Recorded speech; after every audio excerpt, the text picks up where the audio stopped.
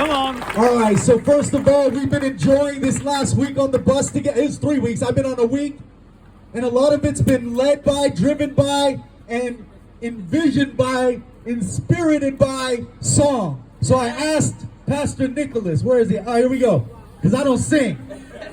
So before I start, I wanted to hear a couple verses of it. Set it off, man. Solid like a rock, solid like a rock, rooted like a tree, Rooted like a tree. we are here, Standing strong strong in our rightful place. in our rightful place. Solid like a rock, Solid like a rock. rooted like a tree, Rooted like a tree. we are here, We are here. standing strong Standing strong in our rightful place. in our rightful place. Solid like a rock, Solid like a rock. rooted like a tree, Rooted like a we tree. are here, We are here. standing strong Standing strong in our rightful place. in our rightful place. Solid like a rock, Solid like a rock. rooted like a tree. Rooted like a We tree. are here, We are here. standing strong. Standing strong. We are here, We are here. standing strong. Standing strong. We are here, We are here. standing strong Standing strong in our rightful place. in our rightful place. That's why I had him come up. All right, I greet you the way that I love to greet people. In the name of peace and mercy and blessings, Assalamu alaikum. Peace be Alaikum upon assalam. all of, oh, wow, you all know it. That's all right. That's all right. Good afternoon. Good morning. As a Muslim, I'm required to work for justice. And I speak to everybody because I know that all of our voices have to be lifted. But right now, I'm maybe particularly talking to my Muslim sisters and brothers. God commands us in the Holy Quran, chapter 4, verse 135, O you who believe, stand up firmly to establish justice. Witnesses for God, even if it's against your own selves or your parents or your kin, whether one is rich or poor, for God is more worthy of all of them. And then he warns us, and do not let your desires lead you to injustice. Because if you do, and if you twist the truth, then God is all aware of what you do. We're commanded to rise up. Standing for justice looks like so many different things in our world. I said standing for justice looks like so many things in our world. Standing for justice may look like us gathering here today. Whether you're gathering for the first time or if you've been gathering on these corners and streets your whole damn lives, standing for justice looks like many things. It may look like the many miles that the wheels of power and the Freedom Express bus tour has traveled through your beautiful Commonwealth, calling people to the vote so that they could establish justice in this land and root out white supremacy.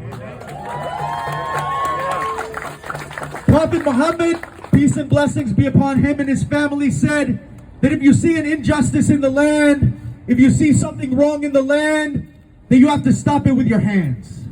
And if you can't stop it with your hands, you have to speak out against it with your tongue.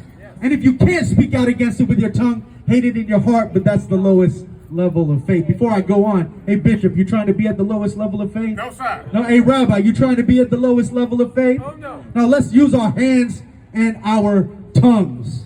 And what does that mean for me today?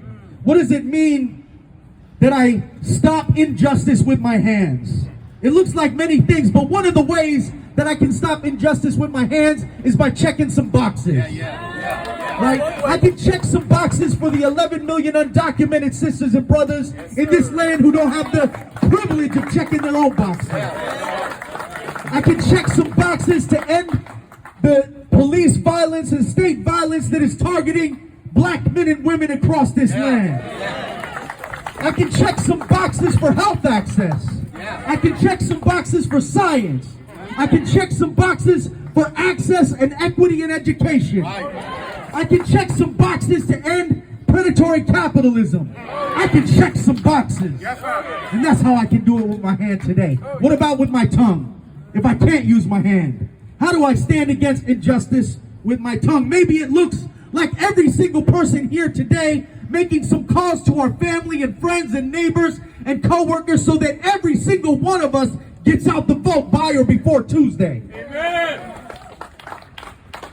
It may look like us writing an article, writing to our electeds, using our tongue as a sword to slash into the heart of white supremacy. It looks like us gathering here today, chanting, singing, screaming, crying, asking, and pleading that those who don't vote, vote, and those who do vote, make sure that you vote the right way so that we can make this world better for all of us. Yes, sir. Yes, sir. And I ain't even going to talk about hating it in our hearts.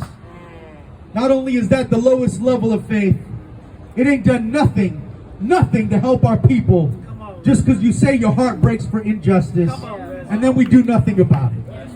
Get off the fences, get off the sidelines, get out the benches and the pews and off the prayer mats.